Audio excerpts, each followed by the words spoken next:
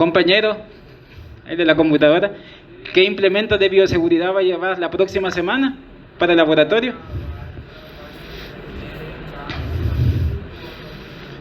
Y aparte de eso, ¿qué más? Mascarillas, ¿verdad? Mascarillas. Bueno, la semana pasada, el día miércoles recibieron una clase por el licenciado, la licenciada Magaña y el doctor Vázquez, que fue de, ¿qué fue?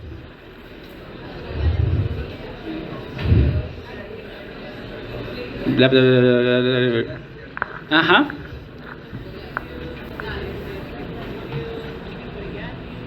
Y todo eso está englobado ¿en qué? En coccidios intestinales, ¿verdad? Vieron infecciones por coccidios intestinales. ¿Y el doctor Vázquez, qué les habló? Yardiasis y balantidiosis, ¿verdad? Todas esas enfermedades que vieron el día miércoles tienen una característica etiológica común, a diferencia de la que vamos a ver para esta mañana.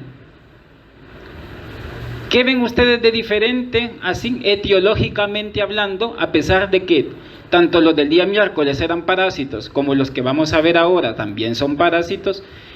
¿Qué tienen de diferente etiológicamente hablando? El tamaño, obviamente. ¿Por qué? ¿Qué pasa con el tamaño? ¿Verdad? Aquí muchas estructuras parasitarias son macroscópicas, que se pueden ver a simple vista. Hay otras que no se pueden ver, por el caso de los huevos, por ejemplo, o los estadios larvarios, pero las del día miércoles sí eran estructuras microscópicas. Entonces, todavía siendo un poquito más específico, las de la semana pasada, los del día miércoles, la semana pasada, los del día miércoles eran protozoarios, ¿verdad? Protozoarios. Y los de este día son, ¿cómo? Bueno, el compañero dice una gran verdad, son metazoarios. Sí, son metazoarios, ¿verdad? El término ya no se usa mucho, fíjense, aunque a veces se van a dar cuenta en los exámenes general de heces, lo ponen como un apartado de metazoarios, pero el término ya está en desuso, ¿verdad? Pero sí son metazoarios porque son animales, en realidad estos pertenecen al reino Animalia, ¿verdad? Son animales, ¿verdad? Son animales, pero los vamos a conocer pues en este tema como geohelminthiasis, y vamos a ver algunas características pues que van a cumplir estos parásitos para que los hayamos agrupado en este grupo. Los objetivos que vamos a abarcar para esta mañana: primero, pues obviamente definir qué es una geohelminthiasis. Vamos a identificar algunos factores de patogenia y virulencia relevantes para estos parásitos, y que verán que ustedes que se relaciona pues también hasta con el ciclo de vida que ellos cumplen, la patogenia de la enfermedad intestinal. Pero verán casos de que algunos de estos geohelmintos no solo causan afecciones a nivel del intestino, sino verán que unos causan afección a nivel de piel, e incluso unos causan afecciones respiratorias, aunque obviamente nos vamos a enfocar un poquito más en el tracto gastrointestinal. Vamos a ver algunas pruebas de laboratorio que se pueden dejar para el diagnóstico de este tipo de parasitosis, algunas características epidemiológicas relevantes y algunas medidas de acción y prevención para el control de estas enfermedades. La compañera que está sentada al fondo, ¿por qué no está en su butaca? Está enferma. Traigan mascarilla cuando se encuentren enfermos. Oye, ya le dijo hasta la compañera, la doctora, de que es como una cuestión de, ¿qué sería? De caridad, digamos, con ustedes mismos, ¿verdad? Y así me evitan generar desorden.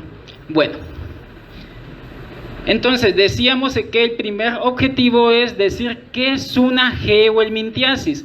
Y una geohelminthiasis, pues la etimología de la palabra nos va a ayudar mucho a definir qué es. Etimológicamente hablando, vemos que está compuesto por un prefijo que dice geo. ¿Qué significa ese prefijo geo?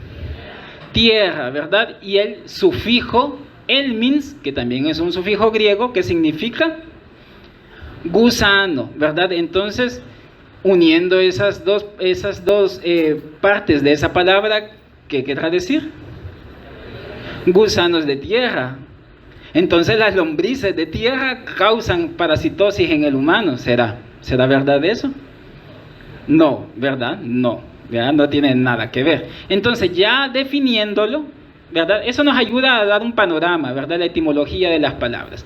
Entonces, ¿qué es una geohelmintiasis? Una geohelmintiasis la vamos a definir como una parasitosis, ¿verdad?, en la cual está causada por nemátodos, ¿verdad?, en donde el ciclo de transmisión está involucrado el suelo, o que algunas estructuras infectantes necesitan un proceso de maduración en el suelo. Y cuando hablamos de suelo, me estoy refiriendo concretamente a la tierra, ¿verdad? No a esto, porque esto es un suelo, ¿verdad? Pero estamos hablando de tierra. Y ya vamos a ver qué estructuras infectantes son las que necesitan usualmente un proceso de maduración en la tierra. Entonces, por eso decimos que el suelo también, aparte de que algunas estructuras necesitan madurar en esa tierra, el suelo también puede estar involucrado en los mecanismos de transmisión de este tipo de parasitosis.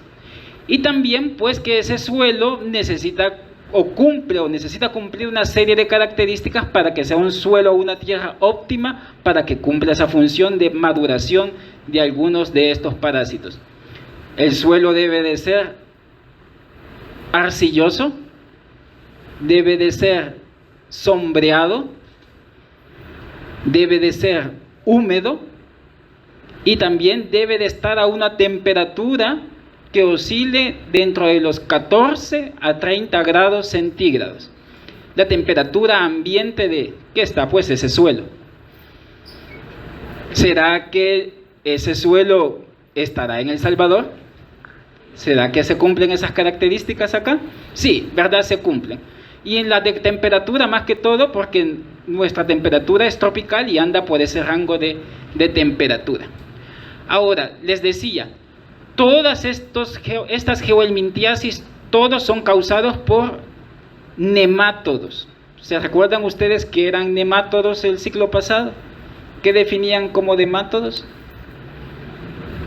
¿Son gusanos? Sí. ¿Y qué característica tienen esos gusanos? Cilíndricos, ¿verdad? O unos dicen redondos, pero no es porque sea redondo como una pelota, sino porque cuando a las formas adultas le hace un corte transversal, ve que es de forma circular el corte, ¿verdad? No es que el cuerpo del gusano sea redondo, por eso lo mejor es decir que es un gusano cilíndrico, ¿verdad? Pero en algunos libros lo pueden encontrar así como gusanos redondos. Los nemátodos son gusanos redondos o gusanos cilíndricos. ¿Qué otras características tenían también todos los nemátodos? ¿Cómo? Son pseudocelomados, exacto. ¿Qué más? Se puede diferenciar los sexos, ¿verdad? Vea, se pueden diferenciar los sexos, y eso de que haya un adulto macho y un adulto que sea hembra, eso se le llamaba que son dioicos, ¿verdad? Que son dioicos. ¿Qué otra cosa también? ¿Poseen? Podemos ver sistemas de órganos, ¿verdad? Sistema reproductor, pueden tener sistema digestivo rudimentario, pero lo tienen. Recordemos que los protozoarios, por ejemplo, como son microscópicos, ellos no poseen esas estructuras o complejidad a nivel de órgano o sistema, como sí lo pueden tener los nemátodos, ¿verdad? Y eso así, de forma general, no vamos a entrar en mayor detalle. Pero si recalcamos, todos estos agentes que causan geohelmintiasis, todos son nemátodos, ¿verdad? Todos son nemátodos. Ahora, vamos a hablar específicamente de estos nemátodos que causan geohelmintiasis, y para suerte de nosotros, pues, tenemos únicamente 4. Aunque ahí dice 3, ¿verdad? Primero tenemos a Ascaris lumbricoides, a Trichuris tricura y a las uncinarias, ¿verdad? Pero, ¿qué pasa con las uncinarias? Son dos, ¿verdad? Son dos, porque cuando damos uncinarias como un nombre coloquial para agrupar a esos dos nemátodos, ¿que quiénes son? Ancylostoma duodenale y Necator americanos, ¿verdad? Por eso les decía, tenemos 4, ¿verdad? Ascaris lumbricoides, Trichuris tricura. Dentro de las uncinarias tenemos Ancylostoma duodenale y Necator americanos, ¿verdad? Que para nosotros, dentro de esas uncinarias, la más importante, epidemiológicamente hablando, es Ancylostoma duodenale o Necator americanos. El Necator, ¿verdad? Necator americanos, como lo dice su especie, porque se encontró pues en Brasil, ¿verdad? Y eso pues obviamente está aquí en el continente americano. También, ¿qué pasa con la transmisión de este tipo de parasitosis? Que es una transmisión, algunos van a cumplir, fíjense, 2 tipos de transmisión. Una fecal oral, es decir, cuando se ingiere el huevo, vamos a ser bien específicos, un huevo larvado, ¿verdad? Un huevo larvado, exacto. Y en otras de estas parasitosis no es por la ingestión de huevos larvados, sino va a ser por la penetración activa en la piel de un estadio. Y ya vamos a mencionar cuál es más adelante, qué estadio y en qué parasitosis. Ahora, fíjense bien que la OPS es la que nos ha inculcado que utilicemos mucho este término como geohelminthiasis, pero si yo quiero darle un nombre propio a cada patología, yo se lo puedo dar según el agente etiológico. Y a veces ahí se confunden en las preguntas de los exámenes, cuando yo le pregunto nombre de la enfermedad y me salen poniendo el nombre del agente. Ya les ha pasado, ¿verdad? ¿Vean? Por eso es bien importante que lean bien las preguntas. ¿Cuál será la enfermedad que causa únicamente Ascaris lumbricoides? ¿Vea? Ascaridiasis, ¿vea? O ascaridiosis, de las dos maneras es correcta. Y Trichuris tricura, ¿cómo se llamará la enfermedad? Puede llamarse tricocefalosis, exacto. ¿Y otra? También la puede llamar trichuriasis, ¿verdad? También. Y en el caso de las uncinarias, uncinariosis, ¿verdad? En otros libros la podrán ver también cuando es causada por Ancylostoma duodenale, también como ancilostomiasis, ¿verdad? Como ancilostomiasis, y a un nombre bien en desuso, clorosis, ¿verdad? Incluso como clorosis, pero ya no se utiliza tanto. Ahora, lo que les mencionaba acá sobre esto de los geohelmintos es que estamos hablando de que se llaman así porque en una parte, un estadio infectante necesita tener un proceso de maduración en el suelo, ¿verdad? Ya mencionamos las características del suelo y también aquí pues vamos a ver que en el caso para tener una ascariasis o ascaridiosis, lo que se debe de ingerir, ¿qué debe de ser? El huevo larvado, exacto, ¿verdad? Necesita pasar ese proceso de maduración en el suelo. Y para en el caso de la tricocefalosis, ¿cuál será la estructura infectante, mejor dicho? Aquí no, estructura, este es el huevo, ¿verdad? También se necesita un huevo larvado, ¿verdad? Ahora, en el caso de las uncinarias, que es la que nos interesa aquí, las uncinarias, ¿cuál es el estadio infectante o la estructura infectante? La larva, ¿verdad? La larva filariforme, que es la que hace una penetración activa en la piel y que pues va a llegar al torrente sanguíneo, ¿verdad? etc., ¿verdad? Hasta que cumpla todo su ciclo vital. No vamos a entrar en detalles con los ciclos biológicos porque eso pues ya se lo saben del ciclo pasado. Entonces solo recalcamos eso, que es lo que nos interesa. Y pues las características morfológicas que esperamos que las veamos en el laboratorio, ¿verdad? Tampoco voy a entrar en detalle porque eso se va a ver en el laboratorio, y también creo que el ciclo pasado también les hablaron un poco sobre esos detalles morfológicos. ¿Cuál es la importancia de que estudiemos la geohelmintiasis? Fíjense que tanto la OMS como la OPS en las Américas nos dice de que las estudiemos porque son un grupo de enfermedades que son consideradas como enfermedades tropicales olvidadas o desatendidas. Tanto pasa que se darán cuenta ustedes en su práctica diaria de que hay tantas enfermedades en nuestra región, y ya la compañera les mencionaba, casi que predominan las crónico-degenerativas, que no son infecciosas, ¿verdad?, que en algún momento se llegan a olvidar y a desatender. Y como estas enfermedades están asociadas también ¿a qué condiciones de vida de las personas? A pobreza, exacto. Y las personas con bajos recursos son las que los sistemas de salud pues se llegan en un momento a excluir o a olvidar. Entonces por eso se estudian, y a veces ustedes pensarán como médico, ¿habrá esto realmente en El Salvador? Sí, sí hay de este tipo de enfermedades. Lo que pasa es que ustedes a veces no se dan cuenta, o me incluyo, a veces no nos damos cuenta. ¿Por qué? Porque vivimos en nuestra burbuja de privilegios o de comodidades, ¿verdad? Entonces, no piensan que no hay, pero cuando ya hagan su servicio social o cuando estén en las prácticas comunitarias, que no sé si van a las comunidades, pues se darán cuenta de las condiciones precarias que vive nuestra población. Entonces, por eso la importante de conocer este tipo de enfermedades, que también se darán cuenta que son un grupo de enfermedades consideradas debilitantes y con alta morbilidad. Debilitantes porque se darán cuenta ustedes de que cuando estos parásitos están crónicamente instalados en los humanos, ¿será que estas personas tendrán diarreas permanentemente?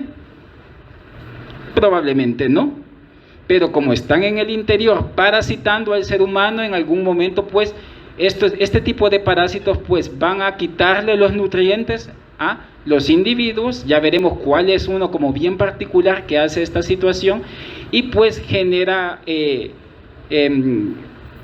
condiciones pues de anemia o falta de crecimiento en el caso de los niños, en donde decimos que los grupos epidemiológicamente hablando o grupos etarios más importantes en el cual tenemos que tener en cuenta para las geohelmintiasis son los niños, ¿verdad? Porque ellos son los que van a sufrir las consecuencias. Y ya vamos a ver más adelante cómo es que afecta estos procesos crónicos de parasitosis, por así llamarlo, tanto a los niños como a los adultos.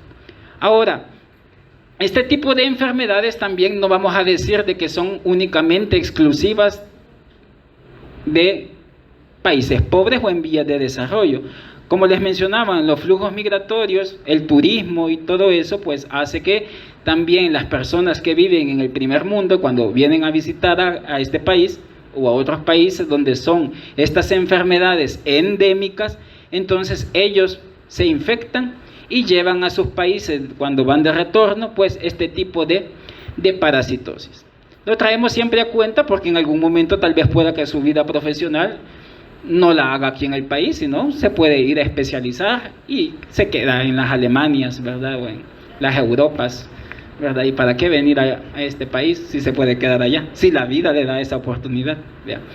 Entonces, recapitulando, solo vamos a ver brevemente algunas de las características de estos agentes etiológicos, ¿verdad? De estos tres de importancia que ya habíamos mencionado. El de Ascaris lumbricoides, que es el más grande de todos estos nemátodos que vamos a estudiar ahora, ¿sí? Tiene un color cuando están recién emitidos en la materia fecal, ¿verdad? O cuando están saliendo de algún orificio como las fosas nasales o el ano en los niños, tienen un color rosado, ¿verdad? O cuando ya están muertos cambian y se tornan blanquecinos o blanco-amarillentos. Macroscópicamente decíamos, así en general, ¿quién es más grande en los nemátodos? ¿Las hembras o los machos? Las hembras son más grandes, ¿verdad? Para los tres, y el macho es relativamente más pequeño. Pero como tamaño, pues podemos decir que las hembras tienen un tamaño de 20 a 30 centímetros de longitud y un macho puede tener de 15 a 20 centímetros de longitud. La forma decimos que es de tipo fusiforme. ¿Por qué decimos fusiforme? Porque los extremos son como en forma de punta, ¿verdad? O ahusados o en forma de huso. Habitan en las formas adultas en el intestino delgado, ¿verdad? ¿Cuánto es la vida media más o menos de este parásito? Puede ser alrededor de un año, ¿sí? Un año puede vivir. Y la ovipostura, ¿qué era eso de ovipostura?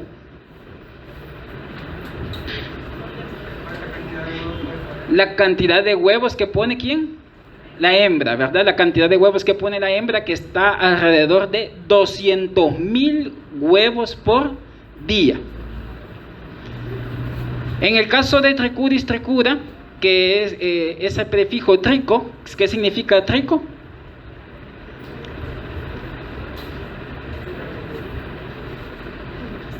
Trico. Ahí en el diccionario del doctor Vázquez, tal vez allá está el prefijo. Pelo. ¿Ah? ¿Cómo? Sí, tiene, pero espérenme. Estamos preguntando qué significa trico. Trico, y trico significa pelo, ¿verdad? Significa pelo. ¿Y por qué? Porque tiene una característica este gusano cuando es adulto, de que los 2/3 anteriores es de forma filamentosa, por así decirlo, ¿verdad? Y la parte posterior, la tercera parte posterior de él es fusiforme. O decían, o como le llamaban el siglo pasado, decían el aspecto es en forma de ¿qué? De látigo, ¿verdad? En forma de látigo. ¿Ya? Ven esta parte, los 2/3 anteriores es filiforme y el tercio posterior es fusiforme. Y por eso decimos que es de morfología, o la forma de morfología intermedia, ¿verdad? Porque mezcla dos morfologías. ¿A dónde habitan las formas adultas? Intestino grueso.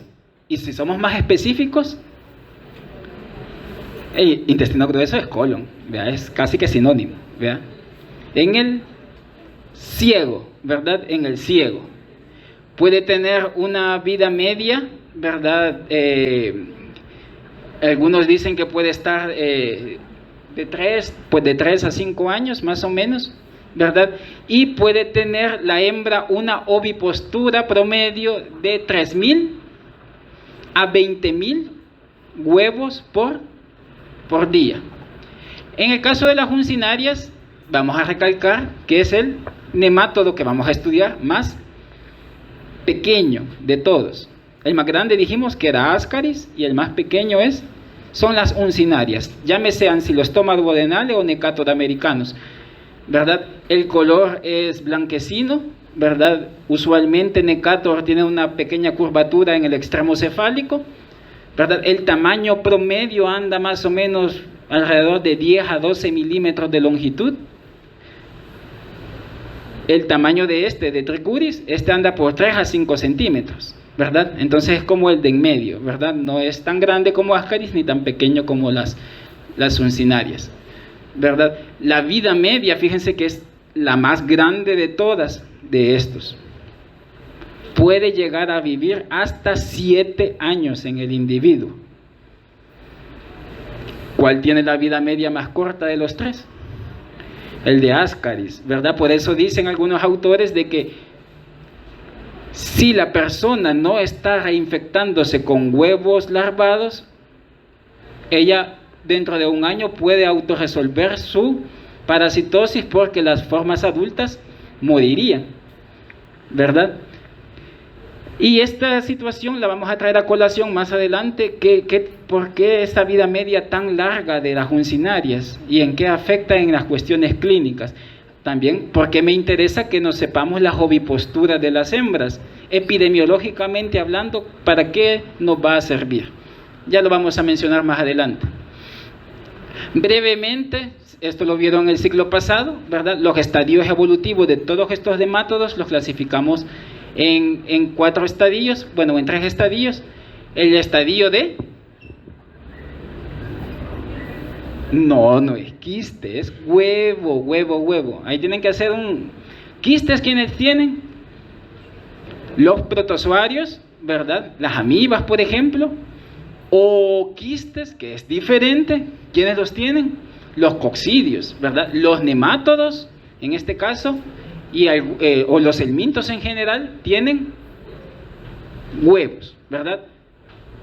Que van a pasar después a estadios larvarios, a larvas, ¿verdad? Clasificadas desde L1 a L4 según las mudas que vayan haciendo, hasta llegar a su forma adulta. Y solo para que nos recordemos, ¿qué gusano será este? Aparentemente Ascaris, ¿verdad? Parece que es Ascaris. ¿Y será macho o será hembra? Macho. ¿Por qué será macho?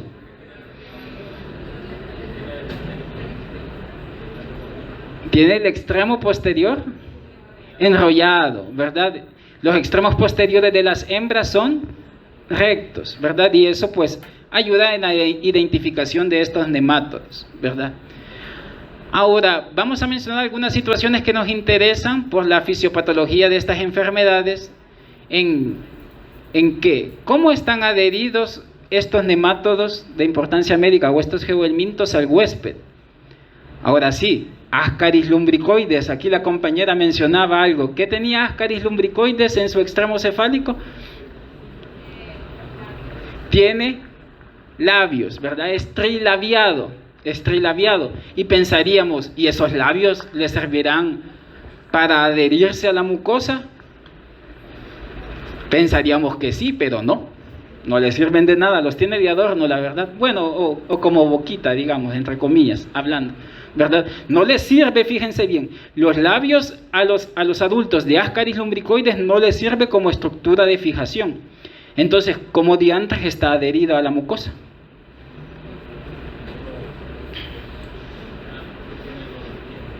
No tiene dientes tampoco. Tampoco tiene placas cortantes. Ya ve que ahí va un soufflé de cosas, ¿verdad? Por el tamaño, ¿verdad? Y la gran musculatura que tiene, porque dentro de estos gusanos adultos, el Ascaris lumbricoides es el más musculoso. Ese como que va al gimnasio, ¿verdad? Entonces, tiene una gran musculatura, tienen gran tamaño, entonces por mecanismos de compresión quedan fijados o adheridos, por así llamarlos, a la mucosa del intestino, ¿verdad? No es porque tenga una estructura de fijación propiamente dicha. Y en el caso de Trichuris tricura, ¿se acuerdan ustedes qué tendrá?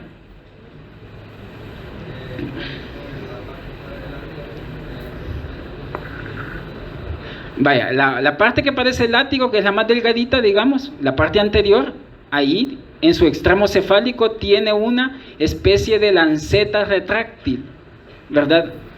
Y esa lanceta retráctil sí le sirve para adherirse a la mucosa intestinal. Y ya vamos a ver qué es lo que provoca esa lanceta a nivel de la mucosa. Y en el caso de las uncinarias, ahora sí, que tendrán como estructura de fijación a la mucosa, ¿verdad?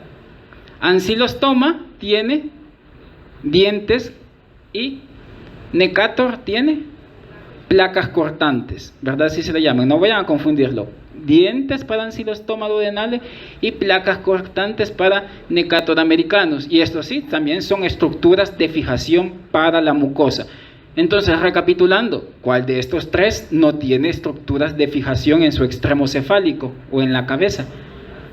El Ascaris lumbricoides, ¿verdad? ¿Cómo son las características de los huevos? Rápidamente, en común, fíjense bien, tanto Ascaris lumbricoides como Trichuris tricura, ¿qué le ven en común? Son pardos o de color café. ¿A qué se debe esto, que sean de color café? A que ellos se colorean por los pigmentos biliares, ¿verdad? En el cambio, las uncinarias, los huevos de uncinarias, ¿qué pasa? Son hialinos, ¿verdad? Son hialinos. Ahora, en Ascaris podemos ver tanto huevos que son fértiles e infértiles, ¿verdad? Y que en algún momento nos llega a decir que solo vean en el examen coproparasitológico huevos infértiles. ¿Qué se imaginan que pasaría en el intestino si solo la hembra está generando huevos infértiles? Que no hay machos, ¿verdad? Que no hay machos. En el caso de Trichuris tricura no hay esa diferenciación, ¿verdad? Y lo que nos llama la atención es la forma, ¿verdad? Que tiene forma de balón de fútbol americano, ¿verdad? Algunos lo mencionan también como en forma de barril. Y en el caso de las uncinarias vemos que son huevos hialinos de cáscara delgada y que en su interior tienen estas estructuras que se llaman, por ahí le escuché, blastómeros, ¿verdad? Que tienen blastómeros. Los ciclos de vida no los vamos a describir propiamente, pero solamente vamos a mencionar de que Ascaris lumbricoides se considera que tiene un ciclo de vida complejo, ¿verdad? Porque hace un paso por la circulación, los estadios larvarios que permiten que éste pueda llegar al pulmón. ¿Se recuerdan? ¿Sí? Por eso decimos que es complejo. El de las uncinarias también es un ciclo de vida complejo por lo mismo, porque también tiene que hacer un paso por la circulación hasta llegar al árbol respiratorio, ¿verdad? Al pulmón, específicamente a los alvéolos pulmonares. Y Trichuris tricura es el más sencillo de los 3 ciclos de vida, ¿verdad? Porque él no hace eso. Ahora, con esto ya podemos decir, se recordarán ustedes que vieron que eran ciclo de los el ciclo pasado. ¿Qué era el ciclo de los? ¿Cómo?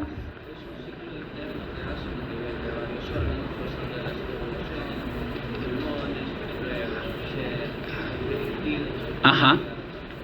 El paso de las estructuras larvarias cuando llegan a la circulación portal del intestino, pasan a la circulación portal, de la circulación portal pasan al corazón, del corazón van a pasar al pulmón, ¿verdad? Y del pulmón pues son deglutidos, ¿sí? ¿Será que todos ellos realizarán ciclo de los? No. ¿Quiénes sí? ¿Quiénes realizarán ciclo de los? ¿Verdad? Ascaris lumbricoides y las uncinarias son los que realizan ciclo de los, pero Trichuris tricura, no lo realiza, ¿verdad? Ya mencionamos estos. ¿Para qué tipo de nemátodos? Es que la estructura infectante son los huevos larvados, ojo, huevos larvados, y para cuál es la penetración activa de las larvas filariformes, ¿verdad? Que decíamos para en el caso de las uncinarias, ¿verdad? Para el caso de las uncinarias. ¿Qué situaciones favorecen o que son consideradas como características generales de los helmintos que pueden influir en la patogenicidad de estos gusanos? ¿Qué tenemos acá? Primero, el tamaño. ¿Qué pasa si un nemátodo intestinal es muy grande?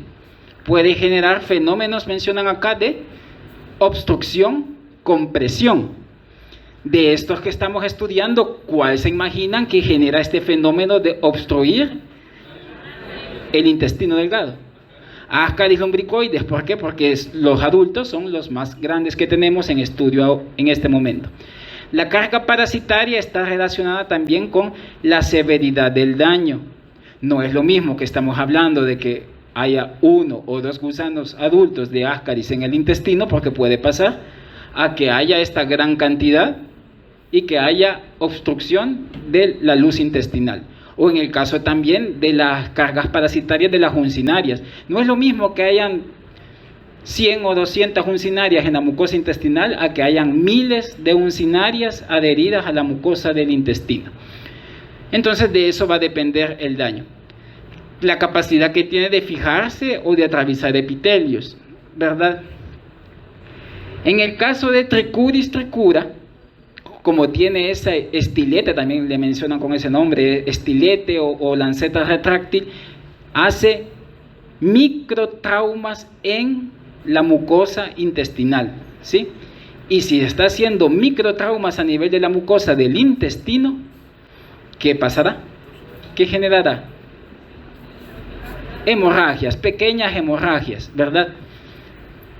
Y también pues en el caso, bueno, de las uncinarias, fíjense que ellas, a pesar de que se adhieren a la mucosa y que tienen esas estructuras de fijación que ya mencionamos, no es que van a liberar tanta sangre como tal vez lo pueden hacer los tricocéfalos, pero lo que pasa es que ellas son hematófagas, exacto, ¿verdad? Trichuris trichura no se considera un parásito hematófago, ¿sí? Un helminto hematófago. Las uncinarias, sí, eso sí. También algunos pueden atravesar epitelios, como ¿quién, por ejemplo? ¿Quién puede atravesar? Bueno, la piel es un epitelio.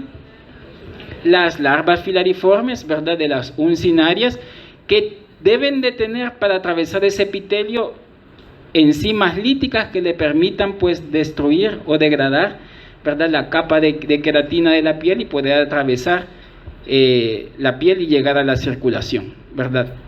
También vamos a ver de que cuando pasa esto pueden haber infecciones bacterianas secundarias. En el caso de las uncinarias ya vamos a ver a nivel de dónde y de piel, ¿sí? Ya mencionamos estructuras especializadas. ¿Qué estructuras especializadas hemos mencionado ahorita? Dientes, placas cortantes, lanceta retráctil, ¿verdad?, o estilete, ¿sí? Que ya mencionamos quién causa microtraumas a nivel de la mucosa que pueden generar hemorragias, ¿verdad? Y que algunos parásitos tienen acción expoliatriz. ¿Qué significará esa palabra de expoliatriz? Ajá, pero vaya, sí, está bien, vea. Pero estamos preguntando la palabra. ¿Qué es expolio cuando dicen expolio? Expoliar, ajá. En pocas palabras. Robar, ¿verdad? Nunca han escuchado, dicen los españoles expoliaron a las Américas, entre comillas, ¿verdad? No, nunca. Bueno, hay que leer un poquito más, ¿verdad? Entonces, ¿qué pasó? Dicen que se llevaron todo el oro, se llevaron toda la riqueza de acá, ¿verdad? Entonces ahí, ¿qué riqueza se está robando las uncinarias? Por ejemplo, sí, los nutrientes y específicamente la sangre, ¿verdad? Entonces, las uncinarias es como uno de los ejemplos que ponemos dentro de los helmintos que tiene acción expoliatriz, porque se roba la sangre del hospedero, ¿verdad? Y también otros nemátodos, también como los que hemos mencionado acá, los tricocéfalos y ascaris, también pueden captar los nutrientes, vitaminas y todo lo que se encuentra en la luz del intestino, ¿verdad? Y se aprovecha de eso. Por algo son parásitos, ¿verdad? Ustedes se recuerdan de la definición de parásitos. Y hay estos helmintos también, algunos, bueno, o casi todos también pueden inducir respuestas inmunitarias de tipo, ¿qué era esto? TH2.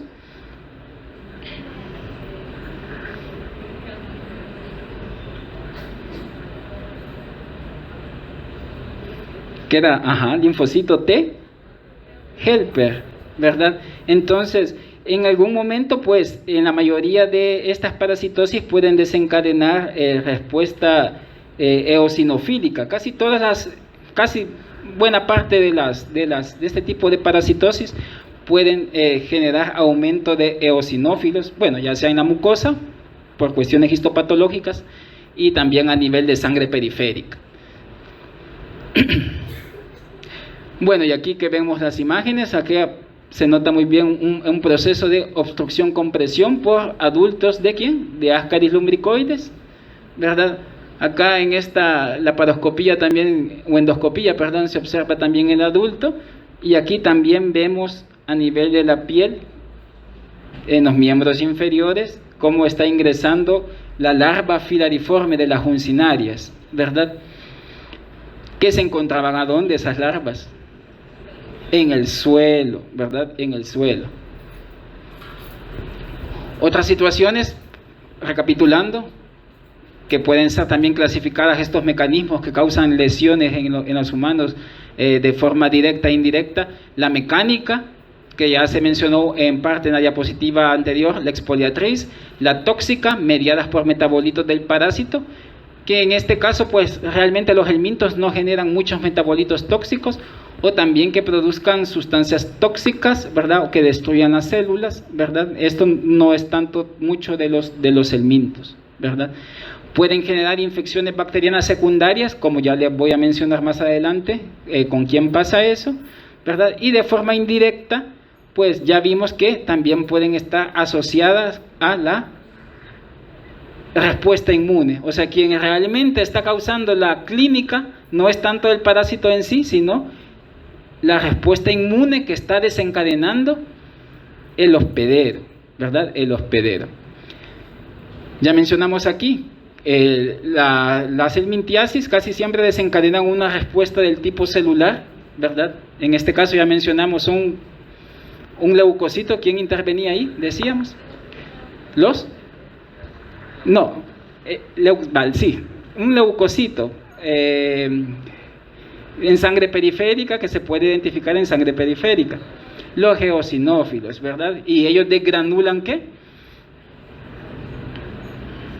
Histamina, ¿verdad? También pueden desgranular histamina. Entonces, y da de esas manifestaciones que están relacionadas a la producción de histamina, ya sea por ellos. Ahora, vamos a hablar un poco ya referente a las manifestaciones clínicas. Como les mencionaba al inicio, podemos decir que estos helmintos pueden dar cuadro clínico a nivel de los pulmones, del intestino, ¿verdad? Y a nivel de la piel. Ahora, en el caso de estas manifestaciones clínicas que se dan a nivel de pulmón, vamos a decir de que se da lo que se le conoce como síndrome de Loeffler. En el caso de la ascaridiasis, cuando los estadios larvarios están pasando de la circulación y están rompiendo esas larvas los alvéolos pulmonares, ¿verdad? Entonces, ¿qué es lo que pasa? Se va a desencadenar todas estas situaciones en este síndrome de Loeffler, ¿sí?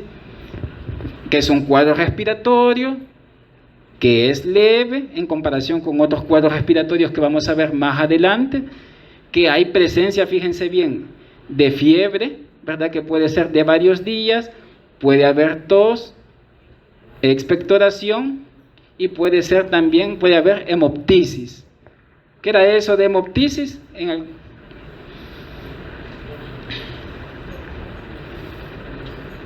Esputo, ¿verdad? Con sangre, acompañado de sangre. Entonces puede darse también en estos cuadros. Fíjense que el síndrome de Loeffler también recibe el nombre, en algunos países le dan el nombre como que es un tipo de neumonía eosinofílica. ¿Y por qué le darán ese nombre? Porque obviamente se da también aquí una estimulación pues, del sistema inmune, y que va a generar pues el aumento de eosinófilos en sangre. ¿Y de cuánto estamos hablando? Permítanme. Una eosinofilia del 50%.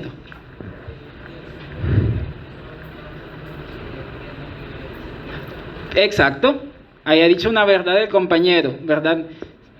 En el caso de que quienes pueden generar síndrome de Loeffler, aquellos que tengan parásitos, la capacidad de que sus estadios larvarios puedan romper los alvéolos pulmonares, ¿verdad? Y puedan desencadenar todo esto.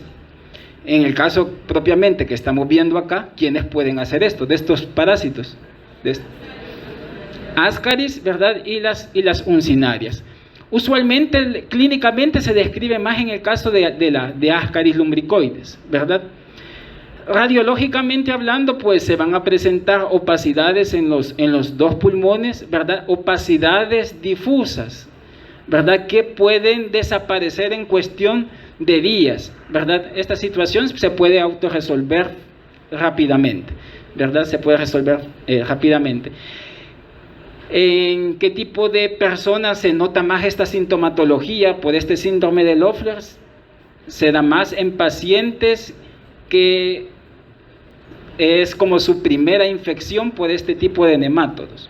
Si es un paciente que está en recurrente exposición e infección, quizás, me imagino, porque no sé, el sistema inmune se acomoda en toda esa situación y ya no desencadena esto.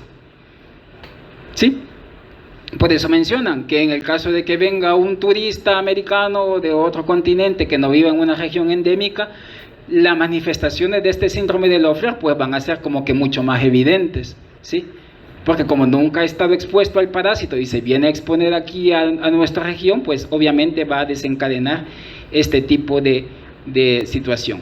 También puede ser que otra característica que se toma mucho es que las personas que son frecuentes a padecer alergias o que son atópicas y producen cuadros de hipersensibilidad, también las manifestaciones clínicas van a ser mucho más evidentes, ¿sí? Más evidentes. Y aquí les voy a dejar una tarea. ¿Qué será esto de eosinofilia? Aunque lo vamos a ver en una discusión cuando veamos de hemograma, ¿verdad? Cuando veamos lo de hemograma. El aumento, ¿verdad?, de los eosinófilos en sangre periférica, ¿verdad? En sangre periférica, que eso en el hemograma se va a notar. Ahora, decíamos que pueden haber manifestaciones de índole intestinal, ¿verdad?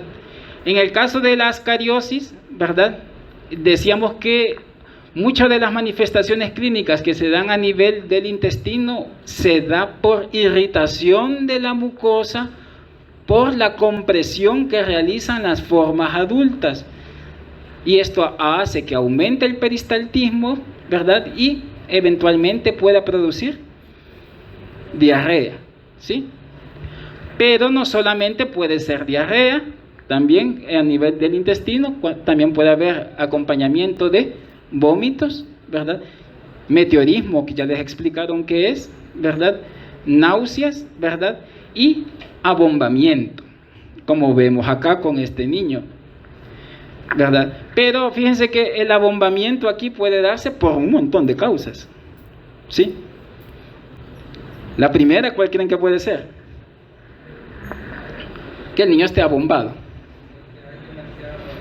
Porque pueden haber la carga parasitaria puede ser muy alta, muy bien, puede ser una razón. ¿Otra razón? Exacto, entonces la acumulación ¿de quién? Ya, dejemos los adultos, de los gases, ¿verdad? Puede ser otra situación. Y otra situación también, ¿qué puede pasar?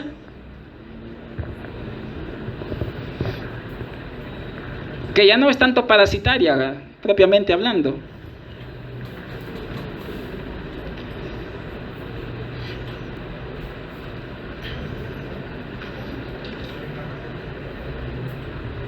Parecido, ¿verdad? Ya es por a consecuencia de la desnutrición que puede estar sometido el niño, ¿verdad? No sé si en fisiología o en patología lo van a ver eso cuando se pierde esa albúmina y ya no se puede estar sintetizando la albúmina por esa desnutrición proteico-calórica, ¿ya lo han escuchado?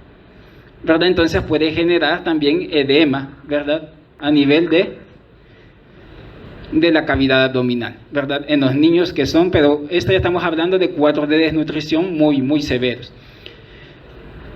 En el caso de la tricocefalosis, se dice que también puede estar de manera sintomática, ¿verdad? También puede ocasionar diarrea, al igual que la ascariasis, pero en infestaciones, cuando hay una carga parasitaria muy elevada, ¿verdad?, de esos adultos en la mucosa, puede dar dolor de tipo cólico, ¿verdad?, por irritación de la mucosa, que ya dijimos cómo lo hacía. Puede ocasionar diarrea, ya mencionamos, y fíjense bien, dice aquí, mire, cuando está haciendo el examen físico al paciente, dice que puede haber sensibilidad en la fosa ilíaca derecha. ¿Por qué creen que puede haber dolor, verdad?, cuando usted como médico esté palpando la fosa ilíaca derecha? Y que está ahí el ciego intestinal, ¿verdad? El ciego intestinal, ya ven que por eso es importante la anatomía.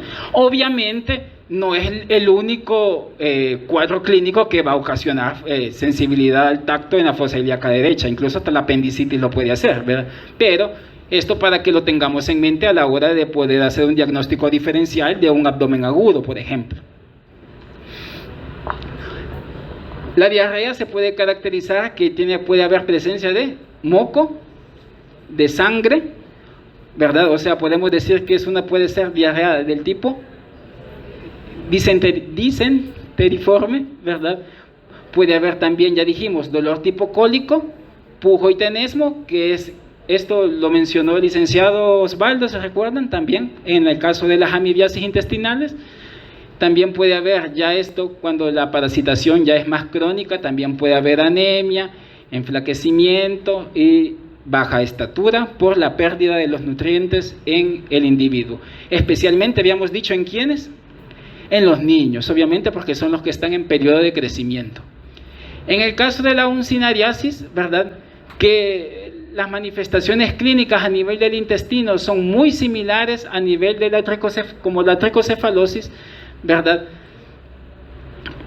que se desarrolla pues a nivel intestinal esas manifestaciones por esa lesión mecánica que causa por medio de esas estructuras de fijación que ya mencionamos, por la acción expoliatriz que tiene el adulto, que dijimos que roba sangre, ¿verdad? Y también pues aparte de las manifestaciones intestinales como tal, o como la diarrea, como el dolor tipo cólico, ¿verdad?, el pujo o el tenesmo, también puede estar acompañada de dolor en el epigastrio, ¿verdad? Puede estar acompañado de náuseas, de pirosis, que es la sensación como de quemazón, ¿verdad?, a nivel retroesternal, como dicen las viejitas que tienen, cuando sienten que le está ardiendo, dicen, no, ¿le arde qué dicen?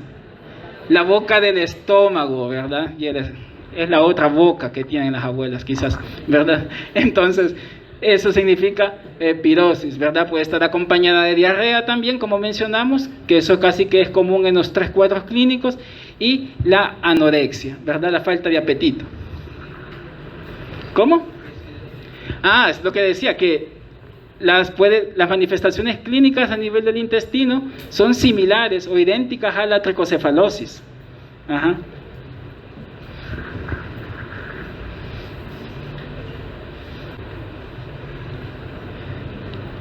Ya dejando a un lado las manifestaciones a nivel del intestino, ¿verdad?, decíamos las manifestaciones cutáneas. Entonces, de estas parasitosis, de estas 3, ¿quiénes desarrollarán cuadros a nivel de piel? Las uncinarias, ¿verdad? Las uncinarias en este caso. ¿Por qué? Porque, como decíamos, el estadio infectante, ¿que quién era? La larva filariforme, ¿verdad?, que está presente en el suelo.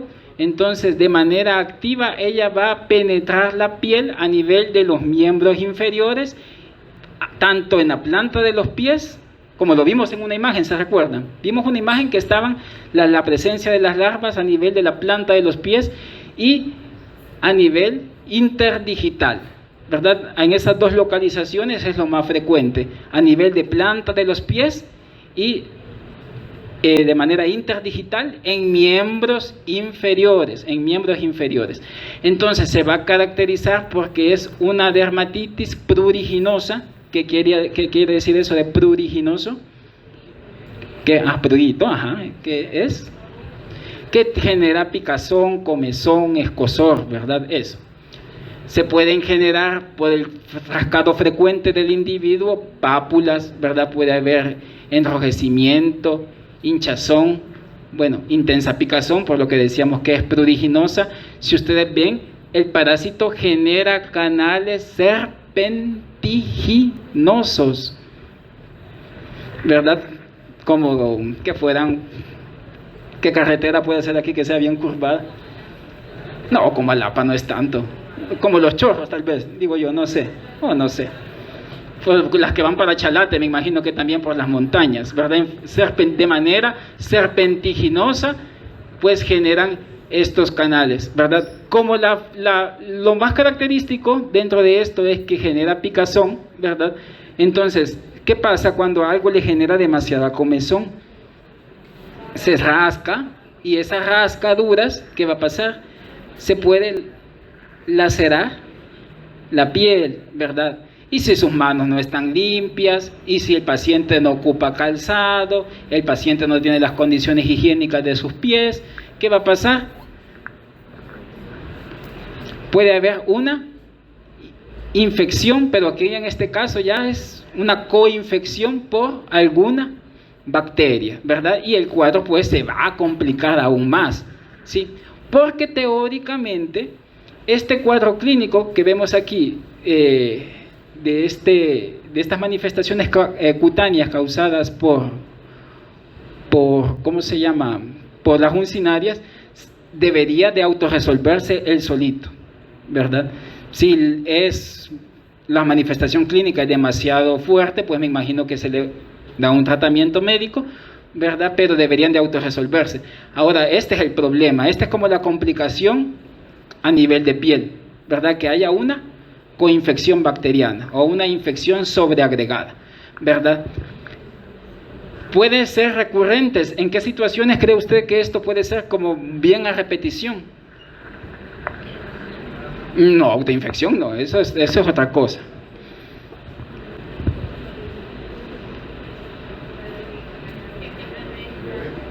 ¿Cómo? No, ¿qué condiciones favorecerían, digamos, que se esté reinfectando a cada rato el paciente y esté presentando eso? ¿Ah? Que esté descalzo, ¿verdad? Que siempre ande descalzo, que no esté utilizando calzado. Dejémoslo así, como que personas que no tienen calzado o no usan calzado, y aparte de eso, que estén en un suelo que realmente esté presente el parásito, porque, ¿verdad? Que puede ser, ¿verdad? Personas que estén defecando en la tierra y que tengan el parásito y ese suelo, pero al fin el suelo debe de estar contaminado, ¿con quién?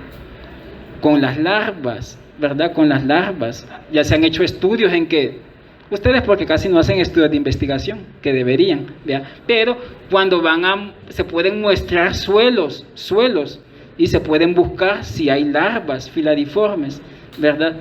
Entonces, si se están en esas condiciones de que el paciente no usa calzado y que está expuesto a un suelo altamente contaminado con estas larvas filariformes de uncinarias, pues va a causar esta enfermedad a nivel de piel y pues ya dijimos cuál es el miembro o la zona anatómica donde se ve más altamente afectado. Ojo también, fíjense, con el caso siempre de las uncinarias. ¿Qué pensarán ustedes? Sí, pero yo uso zapatos y nunca me ha pasado nada, no he sentido yo comezón, ni picazón, ni nada, ¿verdad? Entonces, ¿cómo puede haber llegado esa larva? Si siempre ha tomado esas precauciones de utilizar calzado, ¿verdad? Esa costumbre a veces que tenemos, ¿verdad? De acostarnos en el suelo, ¿verdad? No ponemos nada en el suelo, en la tierra propiamente, o en la grama. Está expuesta su espalda, allá los he visto, ¿verdad? Cuando vamos a la cafetería, tirados en la grama, puede penetrar la larva filariforme también por ahí, ¿verdad? No necesariamente nos vamos a casar, que solo es más frecuente, sí, en miembros inferiores, ¿verdad? Pero se puede dar en otras áreas expuestas de la piel, ¿verdad? Pero que estén en contacto con el suelo contaminado. Ahora, pueden haber también, tanto para todas estas parasitosis, habíamos mencionado, cuando llegan a ser crónicas, ¿verdad? Anemia y desnutrición. Que nos interesa como grupo etario, habíamos dicho, a los niños, porque lo que va a causar es, más que todo, retardo en su crecimiento, baja estatura, peso, pérdida de apetito, ¿verdad? Y disminución de sus nutrientes, a consecuencia, pues, de la desnutrición, ¿sí? En el caso de la anemia, por ejemplo, de estas tres parasitosis, quizás la más significativa, ¿de quién creen que sea? O sea, las tres pueden generar anemia, pero quizás en una es más notoria, en la uncinariosis, ¿verdad? Entonces podemos ver acá la cantidad que puede un adulto pues, captar de sangre a través de la mucosa. ¿Quién es el más comelón? El ancilostoma, ¿verdad? Es el que capta más cantidad de sangre en comparación con el gatos americanos. La anemia puede ser progresiva y crónica, ¿verdad? Y acompañado, pues, todas las manifestaciones que pueden estar acompañadas con cualquier tipo de anemia, ya sea ferropénica o ferropriva, ¿verdad? Lasitud, palidez, cansancio, ¿verdad? Puede haber disnea, irritabilidad, desorientación, confusión, retardo en el desarrollo cognitivo de los niños y no se diga pues en el desarrollo físico, ¿verdad? Más que todo esto lo estamos hablando ya de forma leve, ¿verdad? O severa, pero ya cuando está de forma crónicamente hablando, ¿qué va a pasar? Hipotonía, o sea, el tono muscular es más relajado, ¿verdad? Taquicardia, lipotimias. ¿Qué es lipotimia? Como un desmayo o un desvanecimiento de la persona, ¿verdad? Parestesias, anorexia, cefalea, ¿verdad? Ya en el examen físico, cuando se lo realiza a los niños más que todo, ya vimos que miren, edema en miembros inferiores y la ascitis, ¿verdad? Como en el caso que puede ser en este niño, o por otras situaciones que ya las mencionamos, hepatomegalia, hemorragias, fiebre, taquicardia, o también hepatoesplenomegalia, que ahí hay compromiso ya de quién, aparte de inflamación en el hígado, del vaso, ¿verdad? Del vaso, derrame pleural, soplos sistólicos, ¿verdad? Y otras alteraciones. Entonces, lo que les mencionaba, en los adultos, ¿qué causarán de forma general, clínicamente hablando? Pues estos elementos intestinales en general, ¿verdad? Síntomas digestivos y anemia, ¿verdad? Pérdida de apetito, enflaquecimiento por pérdida de la masa muscular, ¿verdad? Y debilidad. Y económicamente hablando, ¿qué nos va a traer esto? En un campesino, por ejemplo, o en un obrero, productividad deficiente, ¿verdad? Y el capitalismo es bien malo con eso, porque ¿qué pasa si una persona no produce bien? ¿Ah? Se despide, ¿verdad? Pero ¿qué pasa?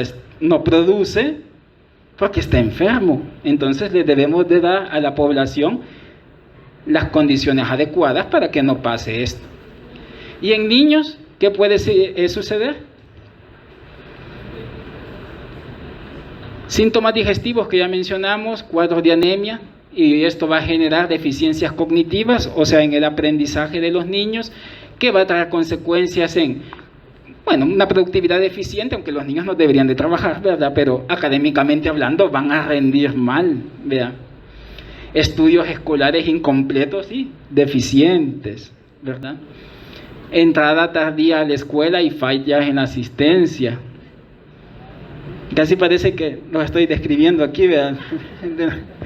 Pero pueden considerarse un examen general de heces, ¿verdad? Aquí gustosamente se los podemos hacer si tienen alguna de estos síntomas, ¿verdad?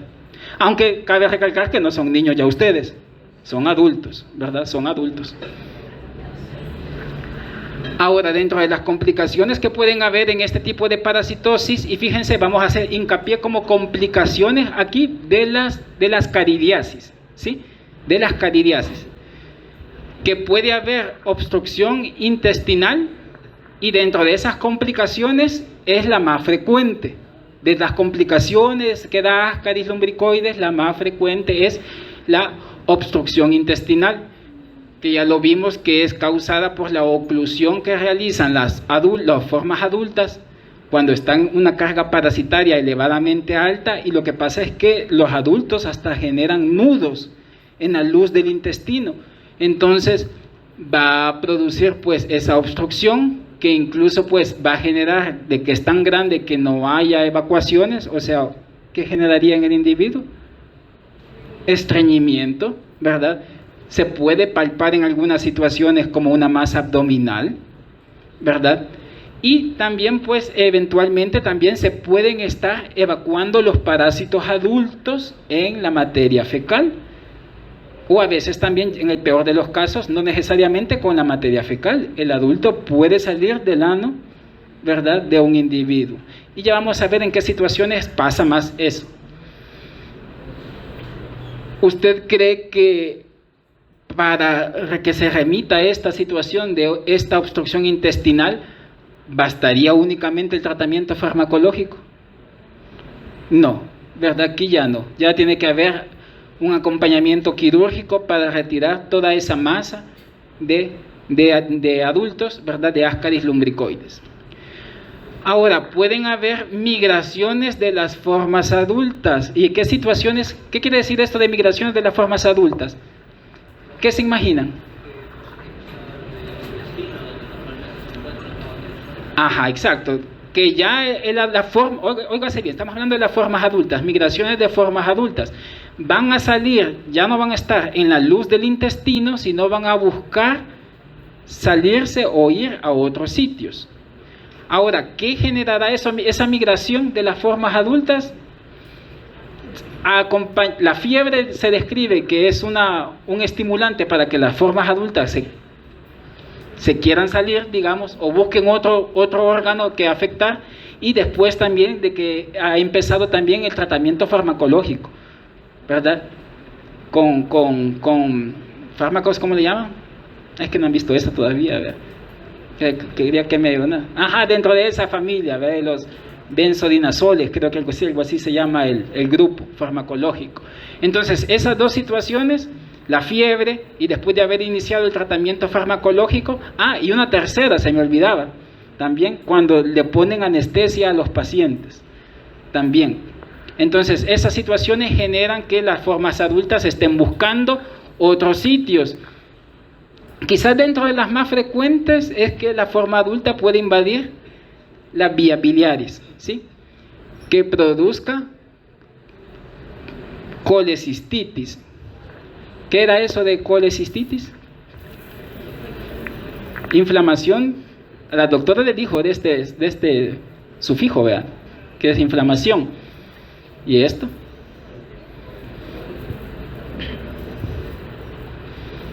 Ajá, anatomía. 1, creo yo, o la 2, ya no me acuerdo. El colédoco. ¿Sabe dónde está el colédoco? ¿Verdad? Sí, ¿verdad? Entonces, o también, imagínense que pasa por las vías biliares, pasa por el colédoco e incluso puede llegar tan adentro que puede llegar a formar abscesos a nivel ¿de dónde? Del hígado, ¿verdad? Abscesos, te dicen que son hasta como abscesos de tipo piógeno, ¿verdad? Puede causarse. Y cuando llega al intestino, al parénquima hepático, se dice de que genera como una respuesta del tipo cuerpo extraño, ¿verdad? Que eso solamente se puede evidenciar histopatológicamente. Fíjense que puede generar también pancreatitis, peritonitis, si ya hubo ¿qué? Si ya hubo ¿qué? Perforación del intestino, ¿verdad? No es habitual, pero lo puede hacer, ¿verdad? Y también apendicitis, ¿verdad? Se ha visto incluso que las formas adultas pueden llegar a obstruir ¿cómo se llama esta? La ampolla de Vater. ¿Se acuerdan de dónde está la ampolla de Vater? Por eso es que causa pancreatitis, puede llegar a causar pancreatitis y las formas adultas se quedan estacionadas ahí en ampolla o ámpula de Vater. Este es un estudio radiológico, ¿verdad? En el que pues a nivel del intestino le han hecho una radiografía y obviamente le tuvieron que haber puesto un contraste, ¿verdad? Y aquí, ¿qué creen que sea eso de acá? Un adulto, ¿verdad? ¿De quién puede ser? De Ascaris, ¿verdad? Lo más lógico porque es el nematodo más grande que estamos viendo. Aquí en este estudio post-mortem se ve perfectamente una forma adulta obstruyendo, ¿qué pasa? Las vías biliares, ¿verdad? Si obstruye las vías biliares también decimos que puede haber una colangitis, ¿verdad? Una colangitis. Y también como si se está obstruyendo la vía biliar, entonces también a este nivel pues ya va a haber hepatomegalia o dolor a la palpación también en el hipocondrio. ¿Cuál? ¿Dónde está el hígado? El hipocondrio derecho, ¿verdad? Dolor a la palpación, e incluso pueden haber acompañamiento de ictericia en el peor de los casos también. ¿A consecuencia de qué? De la obstrucción de las vías biliares. También hasta se dice que cuando llegan también las formas adultas a la vesícula biliar puede causar también una litiasis a nivel de la vesícula. Bueno, y esto es solo para que vean el ciclo vital de Ascaris lumbricoides. Y también pues tenemos de que puede llegar también a otros sitios anatómicos, también no es tan común, pero puede llegar también a afectar las formas, formas larvarias incluso a nivel de ojo, del sistema nervioso central y algunas vísceras, que ya mencionamos predominantemente. ¿Cuál víscera? El hígado, ¿verdad? El hígado. Localizaciones cerebrales pueden originar también tipo de convulsiones. Ahora también las formas adultas decimos que se pueden expulsar por cualquier vía, ¿verdad?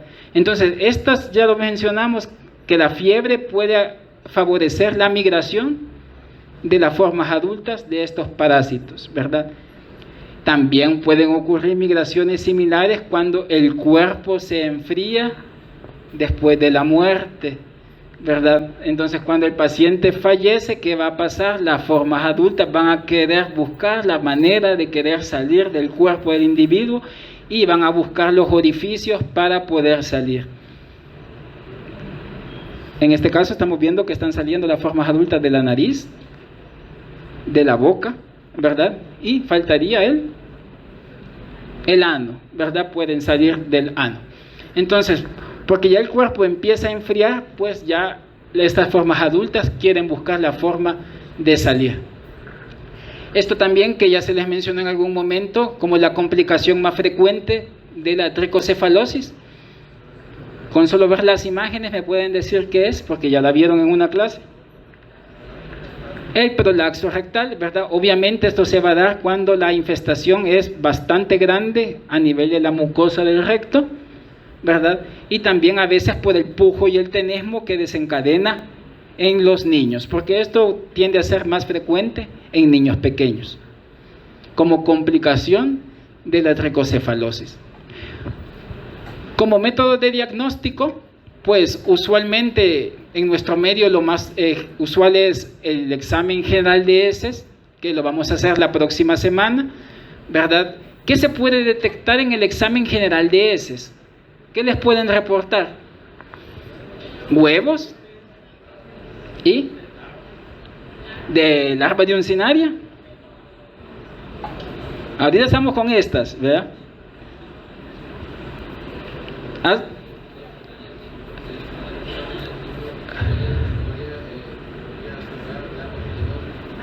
Pero usualmente, casi siempre, bueno, pueden ser los huevos, ¿verdad? Pero estadios larvarios puede ser, pero es bien raro, es muy raro, ¿verdad? Y en el caso, pues también los adultos también pueden aparecer en la materia fecal, ¿verdad? Pueden aparecer en la materia fecal, por eso le ponen acá, ¿verdad? Identificación microscópica de los huevos en las heces de estos parásitos, ¿verdad? O también sus formas adultas, ¿verdad? Por eso menciona acá, se observan huevos de Ascaris lumbricoides, se observan huevos de tricura, ¿verdad? Y también se observan huevos de Necator americanos. ¿Usted podrá reportar eso? No, vea, no se puede decir huevos de Necator americanos ni de ancilostoma, solo huevos de uncinarias. ¿Por qué, compañera? Exacto, porque los huevos de ambos son morfológicamente idénticos, iguales. Entonces, el laboratorio únicamente les puede decir si observa huevos de uncinaria y usted va a deducir que puede ser por Necator americanos o por ancilostoma duodenale, ¿verdad? También en algún momento, para cuestiones epidemiológicas, se ocupan los recuentos de huevos. En su material, en el manual, les aparece un método de recuento de huevos del minto. Ahí me van a contar ustedes cuál es, ¿verdad? El que se menciona, ¿verdad? Y ustedes pueden ver que con base a los recuentos de los huevos de los helmintos, nosotros podemos decir si la infección por estos helmintos es leve, moderada o severa, ¿sí?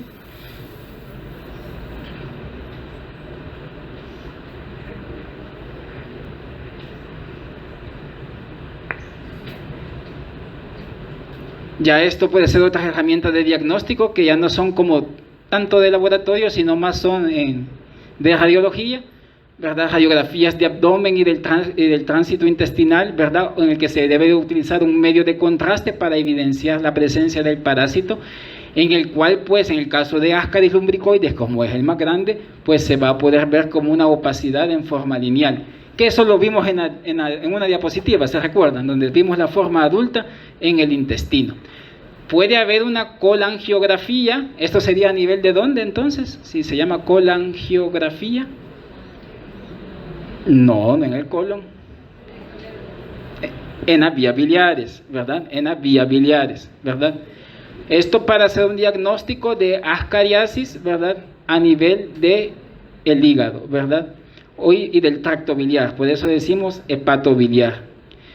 También nos podemos apoyar ya de esto, que ya no es radiológico, sino ya es de hematología, un hemograma, ¿verdad? Para ver la presencia de eosinófilos, y si hay, bueno, no solo la presencia de eosinófilos, que haya una eosinofilia, ¿verdad?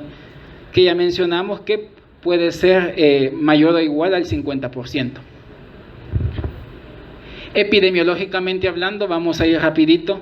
Los parásitos tienen una distribución cosmopolita, pero predominan en países en vías de desarrollo, países con clima tropical, ¿verdad? Países con clima tropical. ¿Dónde están los países de clima tropical? ¿Entre el qué? Entre el trópico de Cáncer y el trópico de Capricornio, ¿verdad? Y ahí estamos nosotros metidos, ¿verdad?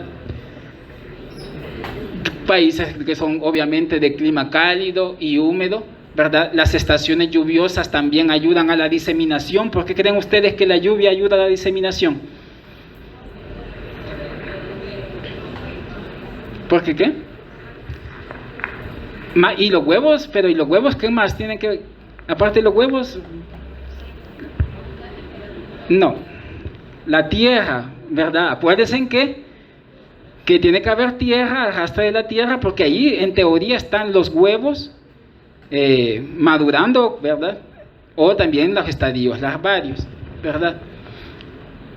Predominantemente, más que todo en áreas rurales, en donde la población campesina pues es la que más se ve afectada. ¿Por qué? Porque en teoría nuestros campesinos están más expuestos a la tierra, ¿verdad? A la tierra. ¿Quiénes son los más afectados? Los niños en edad preescolar y escolar, aunque podemos tener un rango de edad, ¿verdad?, bastante amplio, dentro de los 10 a 50 años, adultos, ¿verdad?, de clase económica baja, ¿verdad?, una población pues económicamente activa. Los trabajadores agrícolas son los que se van a ver más afectados por lo que ya mencionábamos, y en la que puede haber una frecuencia de un 30 a 90%. Fíjense bien, estimación dice en millones de estas parasitosis a nivel mundial. Si ustedes ven aquí, ¿cuál es la que va a la cabeza de las que hemos estudiado ahora? ¿Cuál es la más prevalente de las geohelminthiasis a nivel mundial? Ascaris lumbricoides, ¿verdad? ¿Verdad? 807.000 millones a 1.221 millones. Sí, fíjense la gran cantidad. Y ahí, ¿quién sería el segundo puesto? Esto no lo hemos estudiado. Esta la van a ver la otra semana.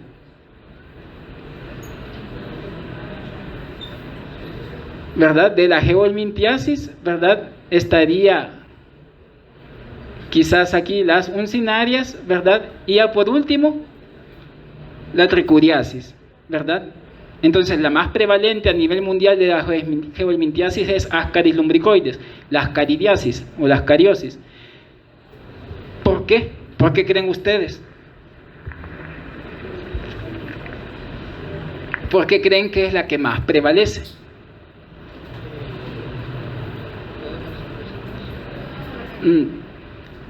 Es, ¿verdad? Más que todo. ¿Cómo dijo, compañera? ¿Su nombre, perdón? Nancy. Vaya, Nancy. Ajá. Por la ovipostura de la hembra. ¿Se recuerda de cuánto era la ovipostura? ¿Ah? 200.000 huevos por día, una una hembra, y quién sabe cuántas hembras pueden haber en el intestino de un individuo, ¿verdad? Entonces, por eso les decía que nos interesaba conocer las oviposturas, porque esas oviposturas tienen relación a esto, a la prevalencia de estas infecciones. Obviamente, como mencionábamos al inicio, una enfermedad es la geohelmintiasis asociada a pobreza y a falta de educación por las pobres medidas higiénicas de las personas. Las malas condiciones socioeconómicas, pues obviamente van a favorecer la diseminación, ¿verdad? Porque no hay a veces acceso a agua potable, sino que puede estar esa agua contaminada con huevos, ¿verdad? Ya larvados, ¿verdad? Y que hayan arrastrado tierra. Aunque, bueno, a veces también aquí el agua potable, en teoría, pues, dicen que es potable, pero tomamos nuestras reservas a veces, ¿verdad? En consumir agua envasada, a veces, ¿verdad? La defecación promiscua de los niños pequeños, más que todos en las regiones rurales, donde ellos puedan defecar en unas letrinas, ¿verdad? A veces los niños en el campo, o incluso también los adultos, pueden defecar al aire libre en el campo, y ahí va a quedar la materia fecal con los huevos, y si el suelo cumple las condiciones que ya les dije, entonces esos huevos van a madurar, ¿verdad? Y contaminar. ¿Qué pueden contaminar? Plantaciones, ¿verdad? ¿Qué serían estos? Hortalizas, ¿verdad? Vegetales que pueden estar contaminados con esa tierra, ¿verdad? Contaminada con esos huevos larvados, ¿verdad? Si no se cumplen las medidas higiénicas a la hora de preparar los alimentos. A veces nos pasa, porque mea culpa, a veces cuando vemos a veces un manguito ahí mal puesto que está caído, y a veces solo lo limpiamos y no lo lavamos realmente como debería de ser, y nos vemos tentados en que lo queremos comer, pero lo ideal es que lavemos las frutas y verduras antes de ingerirlas, ¿verdad? Antes de comerlas, ¿verdad? Entonces, para prevenir este tipo de geohelmintiasis, adecuada eliminación de excretas, pues deben la población de tener letrinas jaboneras, como pasa en nuestro medio, ¿verdad? O inodoros de lavar, como tenemos acá. Utilización de agua potable, y en su defecto, si no se tiene, pues también ebullirla, ¿verdad? Que esté en ebullición. Lavado de verduras y alimentos, también, esos hasta los venden en el supermercado, ¿se han fijado? Los desinfectantes para alimentos que pueden contener yodo, ¿verdad? Control de artrópodos y otros vectores, en el sentido de que estos vectores son de forma mecánica, pueden llevar en sus patitas algún huevecillo larvado, ¿verdad? Y depositarlo en la comida, ¿verdad? E ingerirlo, ¿verdad? Buena higiene personal. Y en el caso, pues siempre se ha recomendado de la uncinariasis, para un método de prevención, es el uso de calzado. ¿Pero qué tipo de calzado? Cerrado, ¿verdad? Uso de calzado cerrado. Las sandalias no sirven. El tratamiento, pues se debería de dar un antihelminto, ¿verdad? Para ayudar a la interrupción de la transmisión de este tipo de enfermedades, ¿verdad? Mejorar las condiciones de saneamiento ambiental. Algunos, fíjense que dan estas recomendaciones de hacer esos periodos de desparasitación en regiones endémicas y prevalentemente en la estación lluviosa cada 40, 50 días, ¿verdad? Pero de nada me sirve que le den tratamiento a un paciente. ¿Qué pasa? Porque yo pudiera bombardear a todos los niños con, ¿cómo se llama? Con antiparasitarios, ¿verdad? Pero ¿serviría realmente hacer solo eso? No. ¿Por qué? Si no se cambian las prácticas higiénicas, si el saneamiento adecuado no es el adecuado, ¿verdad? Si las condiciones sociosanitarias, ¿verdad?, y económicas de la población no son las adecuadas, entonces de nada me sirve que yo esté dando tratamiento. Bueno, o que ustedes como médicos estén dando tratamiento. Y eso solo les va a quedar como extra, porque esto no es mío, ¿verdad? Ahí pueden ver ustedes los benzodiazoles que le pueden dar a los pacientes para cada tipo de geohelmintiasis, ¿verdad? Bueno, y nos quedamos hasta acá. Y pues, primero Dios, nos vemos el día de la próxima semana, el día lunes. Así que pasen un feliz fin de semana.